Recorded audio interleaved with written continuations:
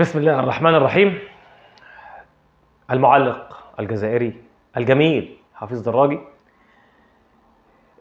بعد شوية عن التعصب، بعد شوية عن الناس المغرضين داخل كرة القدم الجزائرية أو داخل الإعلام الجزائري، والنهاردة طالع يتكلم عن إن المغرب أصبحت حالة تدرس وتدرس في كرة القدم حول العالم بعد الفوز بكأس العالم للشباب والفوز على منتخب البرازيل وأسبانيا والأرجنتين، أصحاب قامات وأصحاب بطولات. يمكن بتتكلم عن منتخب الأرجنتين 6 بطولات كأس عالم للشباب.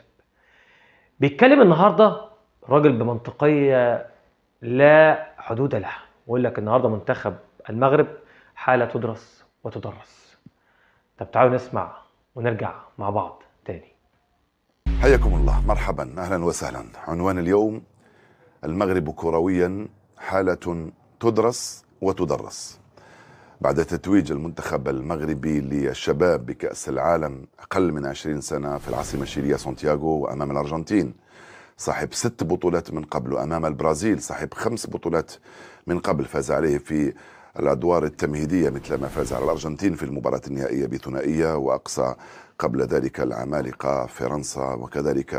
سمعنا كابتن أو المعلق الرياضي الجميل حفيظ دراجي عن المغرب حالة تدرس وتدرس. طيب الراجل بقى يتكلم دلوقتي وهنسمع انه قال لك ان نجاح المنتخب المغربي للشباب ده امتداد للنجاح اللي قبل كده. كلامه فعلا منطقي.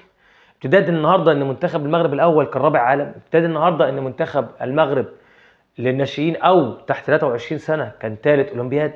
بتتكلم ان منتخب المغرب بيعمل انجازات كبيره جدا خلال هذه الفتره، وده امتداد لنجاحات الكره المغربيه، وانت بتعد اجيال خلال الفتره القادمه. ان شاء الله هنشوف المغرب احسن واحسن.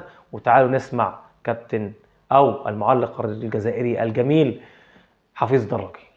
على بعضه مع الوقت أعطى كل هذه النتائج، لأن الأمر لا يتعلق فقط بمنتخب الشباب أقل من 20 سنة، بل بمختلف المنتخبات. وهذا أيضا امتداد لما فعله المنتخب المغربي في قطر قبل 3 سنوات، عندما وصل المربع الأخير ونال المركز الرابع وأطاح بكبار القوم وقلب موازين كرة القدم العالمية، بفضل أولا مردوده، وثانيا بفضل النتائج المحققة في مونديال قطر 2022. قلت هذا امتداد لذاك، لأنه بعد ذلك المنتخب المغربي لم يتوقف.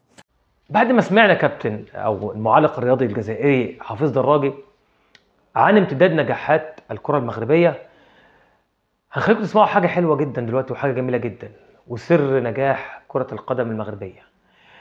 كابتن وليد او كابتن حفيظ دراجي قال لك ان سر نجاح الكره المغربيه حتى الان ومنتخبات الناشئين والكبار هو الاعتماد بشكل كبير جدا على المدربين المحليين. ازاي؟ انت بتدي المدرب المحلي ثقه، بتدي له خبرات، بتدي له ان هو يدرس بشكل علمي وشكل مفسر، والنهارده بتيجي تقول له امسك منتخب او امسك منتخب ايا كان ناشئين او كبار، او بتتكلم في محليين او بتتكلم في منتخب اولمبي. فده اللي بينجح كره القدم المغربيه، لان المدرب الوطني من انجح المدربين على مستوى العالم مع او في فئات كتير جدا من منتخبات العالم. فالمدرب النهارده المغربي الوطني النهارده هو اللي نجح كره القدم المغربيه. وانت عندك النهارده مدربين كتير جدا على مستوى المنتخبات سواء كان ناشئين او كبار، ونقول لكم اسمائهم. عندك طبعا عارفين الراجل النهارده مدرب المنتخب الاول، عندك السكتي ومدرب المنتخب المغربي للمحليين وكان مدرب منتخب مغربي تحت 23 سنه في الاولمبياد، عندك محمد وهبي او محمد وهابي زي ما بيتكلم زي ما بيقولوها مدرب المنتخب المغربي تحت 20 سنه والحاصل على كاس العالم للشباب. عندك ايضا عندك مدرب تاني اللي هو هيجي الفتره القادمه في كاس العالم القادم باذن الله، اللي هو عارفين اسمه يا جماعه. طبعا الراجل ده احنا بنتكلم على مدرب جميل جدا في كره القدم ايضا، وعنده شكل وعنده اداء. طبعا مدرب محترم جدا نبيل باها. وعندك كمان في مدرب جديد لسه طالع برضه تحت 15 سنه.